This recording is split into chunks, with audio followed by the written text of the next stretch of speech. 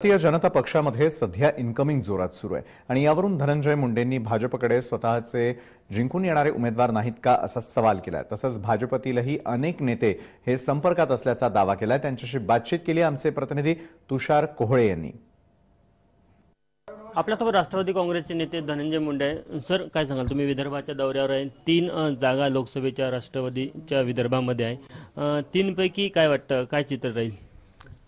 भंडारा, गोंदिया, बुलढाणा आणि अमरावती अशा आम्ही या 3 जागा काँग्रेस, राष्ट्रवादी काँग्रेस, युवा स्वाभिमानी शेतकरी कामगार पक्ष, स्वाभिमानी शेतकरी संघटना, रिपाई कवाडे गट आणि मित्र पक्षाचे उमेदवार म्हणून आम्ही या ठिकाणी उभा केलेले आहेत। पण या 3 जागा राष्ट्रवादी काँग्रेसच्या कोठ्यातल्या राष्ट्रवादी काँग्रेसच्या आहेत आणि मला असं वाटतं की तिन्ही जागा या राष्ट्रवादी काँग्रेस पार्टी जिंकेल। अमरावती, बुलढाणा आणि भंडारा, गोंदिया।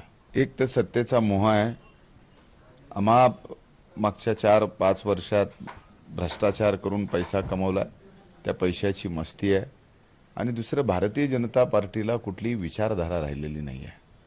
आज 85% निवडून आलेले लोकप्रतिनिधी भारतीय जनता पार्टीचे हे काँग्रेस आणि राष्ट्रवादी काँग्रेस पक्षातून गेलेले आहेत। मग ते आमदार असतील की खासदार असतील, जिल्हा परिषद सदस्य असतील की पंचायत समिती सदस्य असतील, नगरपालिकेचे नगरसेवक असतील की महानगरपालिकेचे नगरसेवक असतील। मग भाजप कुठे आहे आणि भाजपची विचारधारा कुठे आहे? Party with difference म्हणणारी Bharatiya Janata party आज पिढ्यानापिढ्या ज्यांच्या काँग्रेसमध्ये गेल्या, राष्ट्रवादी काँग्रेस पार्टीमध्ये गेल्या, अशा लोकांना आपण पक्षात प्रवेश देऊन उमेदवारी देतोय आणि